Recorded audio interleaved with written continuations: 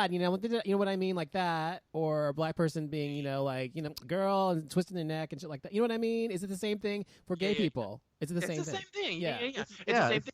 It annoys me when Mexican girls do that. It annoys me when black girls do that, or Yes. guys, or whatever, or Indian people. You know what I mean? In Whatever. that So kind of an environment. In any Oh, you environment. just don't like it at all. Okay. Again, I think it depends on who you're with. You know what I mean? Because like Cultural. I have tons of people that I am very friendly with at work, and that I'm more myself and just more free and jokey or whatever. So again, it just depends. Okay. Okay. Cool. Well, I mean, that's that's what I agree as well. It's just, it really depends who you're with in the environment. I feel like personally, that's what it all boils down to at the end of the day. I agree.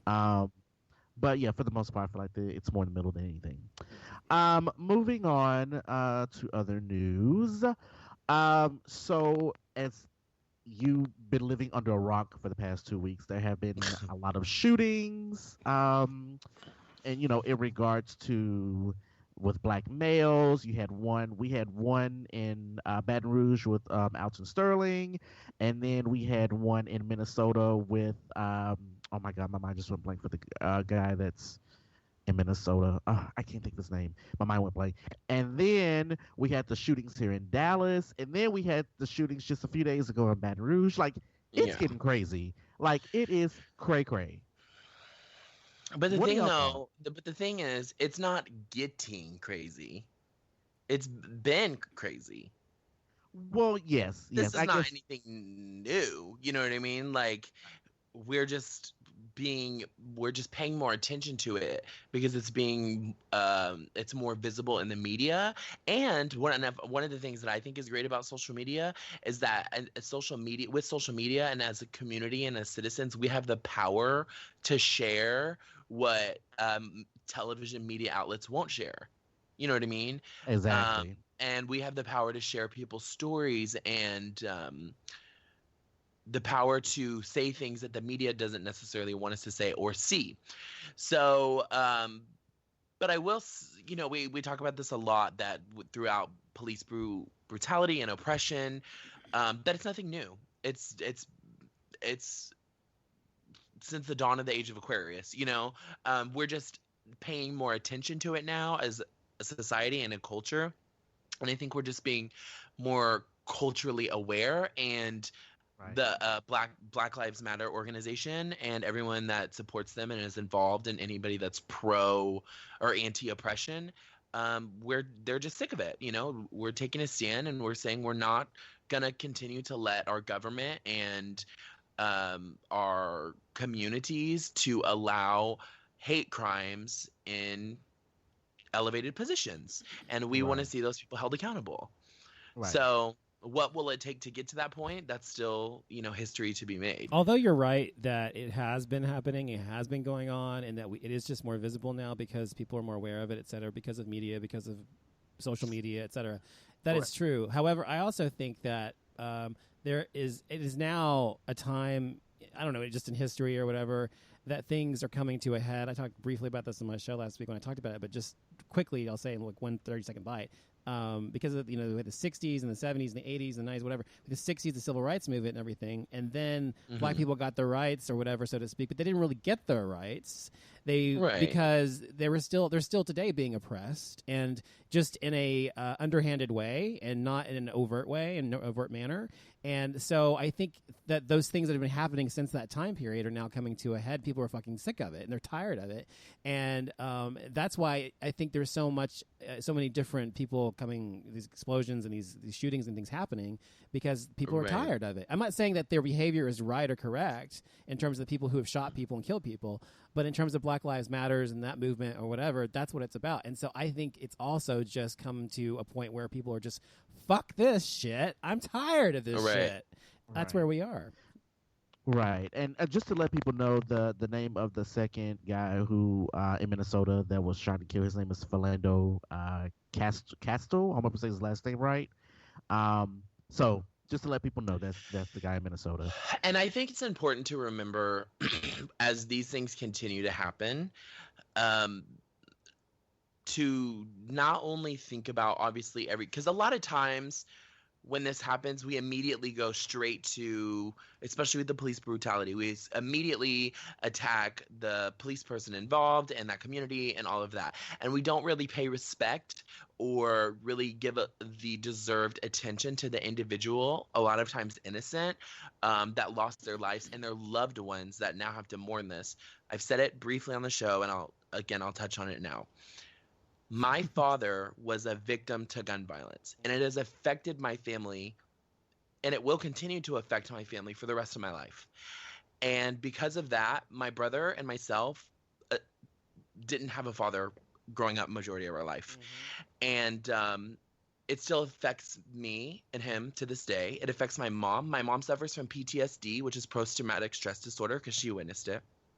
And it is something that to this day, many years later, still affects us. So I think it's important to remember that while all these issues are extremely important, that at some point, we need to find ways and to pay respect to these people. And as we see their stories unfold, because a lot of times, the media, they'll, kind of humanize them, and they'll tell a little bit about their story. I just think it's really, really important that we respect those people and their families, and just give them the respect they deserve. Well, I agree. I think people. Right. I think people, it gets lost in the mire of everything. The point is, someone lost their life and how it affects those people around them, and I think you're right. I think people kind of lose the point. I think you're right. Mm-hmm. It's sad. Right, and the videos are both online. Both of the videos are very disturbing and upsetting to watch. I don't even know, honestly. I don't know how people can watch that. Like, I don't even when I see the screen caps, like the screen grabs, it just makes me just sick to my stomach. I know it's crazy. And then the for Philando Castile, the guy that was shot and killed in Minnesota, it was sad to me. First of all, Diamond Reynolds was his fiance. That was the lady who was on Facebook Live saying that my fiance just been shot, yada yada yada. Right. At the time when I first saw it, I did not realize that she had a 4-year-old daughter in the back seat. Now, this police officer shot this man 4 times, and I'm thinking to myself, bullets travel and they travel far. And I'm thinking to myself, what happens if you shot this man, and what happens if one of the bullets would have hit her? Hit the little girl in the backseat, or it would ricochet, yeah. Anything like that. And amazingly, I didn't hear a girl crying in the background, the little girl crying in the background. So, but the thing was, what was so even more upsetting to me was that this man is over in this seat bleeding to death, and the police officer still has a gun pointed at him. The fiance is so focused on trying to stay calm, she can't even react. I feel like she couldn't even react properly because she was too busy trying to stay calm because she was afraid that she was going to get shot. So it's like, really, I mean, she was incredibly calm until they put her in the back seat, and then I guess when they started doing CPR, you can hear her screaming and crying or whatever. But it was crazy. I was just like, how do you ask he tells him that he has, that he's licensed to carry. You ask him to go get his ID. He goes for it, and you shoot him. And I'm thinking to myself, and you can hear the police officer say, I told him to, be still or something like that. The lady was like, no, you told him to, reach for his ID or grab his ID. No, sir. And I'm thinking to myself, you told him to, sir. She was very like, sir, yeah. Mm-hmm.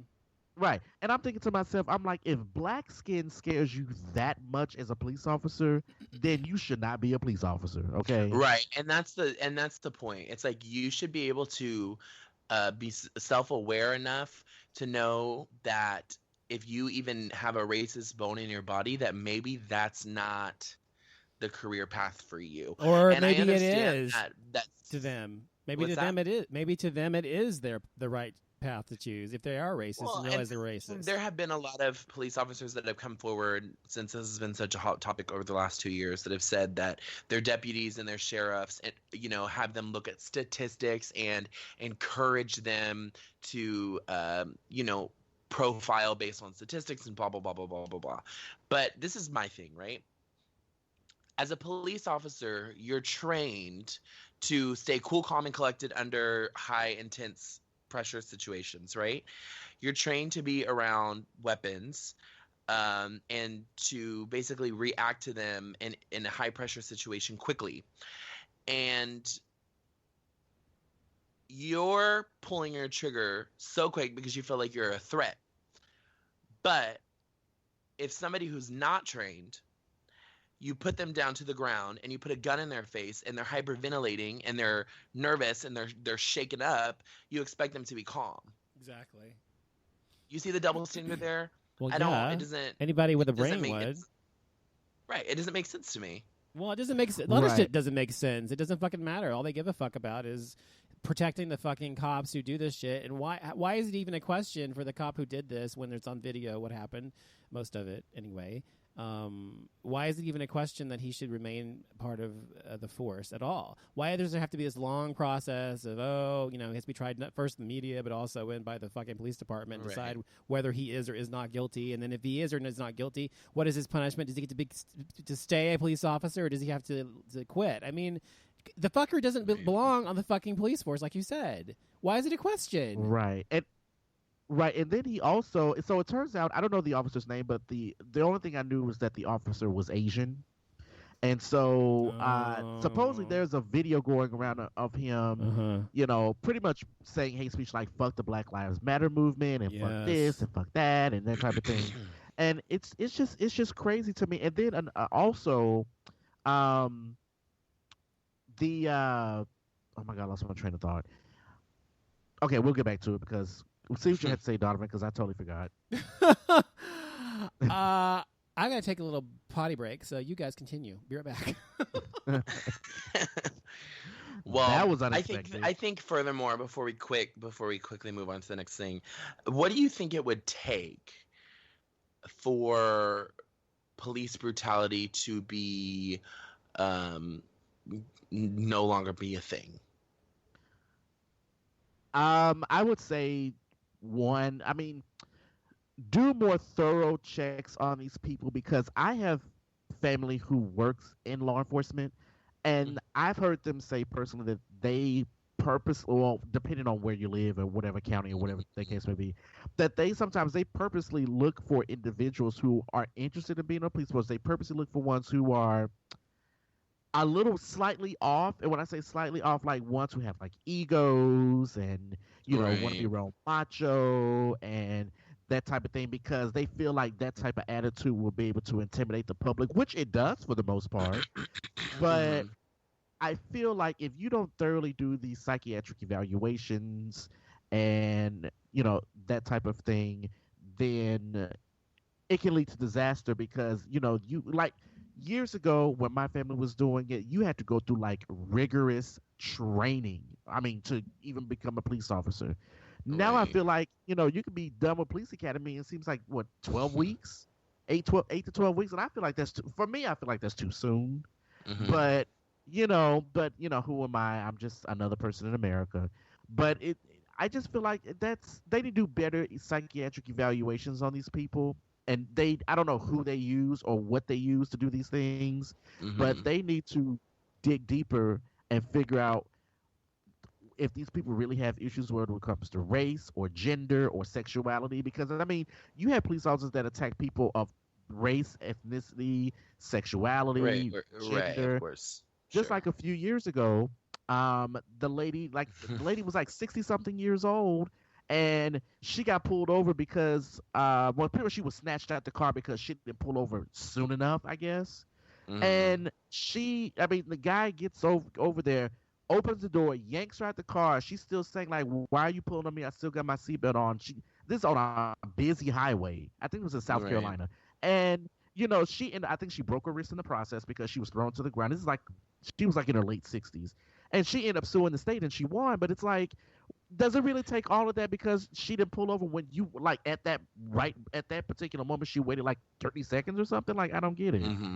But, it's always been there, like I said. Like you said, rather, it's just coming. Well, what I think it for me, because this is kind of one of those things where it's not like, can we pass a? I mean, obviously we can't. We could pass a law, but what is it? What are the immediate things that we could do? Because it is more of an internal issue as far as like people in the brain, rather than something like black or white, as far as like 1 + 1 = 2 is what I mean. So